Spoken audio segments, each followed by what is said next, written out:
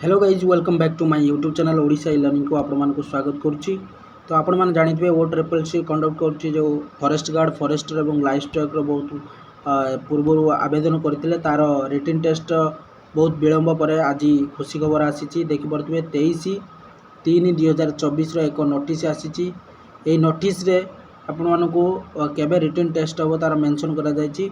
तो मुझे आज आपण मानक पूरा संपूर्ण भाव क्लारिफाई करी एवं या गोटे विशेष बहुत गुटे चेंज होती ओ ट्रिपल सी अंडर आगुरी जहाँ हो नाला एवं बर्तमान चेंज होती से विषय में कहमी। जो मैंने नुआ कर वीडियो देखुं सब्सक्राइब लाइक कमेंट और अन्य मानक शेयर करेंगे जहाँफल अन्य जानवा सहित आपण मैंने जानीपर। तो आसतु जाना कौन रही नोटिस देखिपे ओ ट्रिपल सी अंडर एक नोटिस जारी होती। नोटिस 23/3/2024 आसी आपण मैंने देखिपे। तो कौन रही नोटिस आसतु देखा।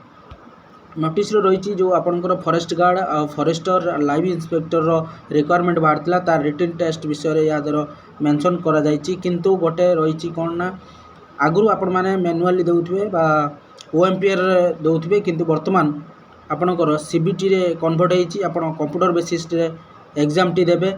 तो केते तारिख आपणकर एग्जाम होबो कौन मु आज डिटेल्स कहूछि। तो आपण मैंने देखिबे 24 एप्रिल जो तारीख देइछि 24 एप्रिल रु 7 मे या भितर आपणकर परीक्षा हम। ये परीक्षा रे सीबीटी माध्यम रे परीक्षा हम। तो ये हूँ 15 दिन पूर्व आपण मैंने देखिपे ये लिखा जाए संपूर्ण भाव क्लीयर करदेवी। 15 दिन पूर्व आप एडमिट कार्ड काढ़े एवं एडमिट डाउनलोड कर सारापर आपंकर 24 तारीख रिटन टेस्ट रोचे। तो रिटन टेस्ट आपने जानते सिलेबस अनुसार 150 मार्क रही सबुथ 25 मार्क सब्जेक्ट रही English 25 Odia 25 arithmetic 25 general knowledge 25 computer knowledge 25 general science 25 total 150।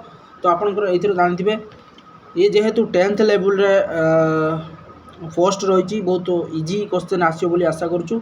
तो आपण मैंने आज पढ़ारे लगी पड़ू मात्र आउ 30 दिन रहा या भितर आपंकर रिटन एग्जाम हम। तो take care you best of the luck जय जगन्नाथ।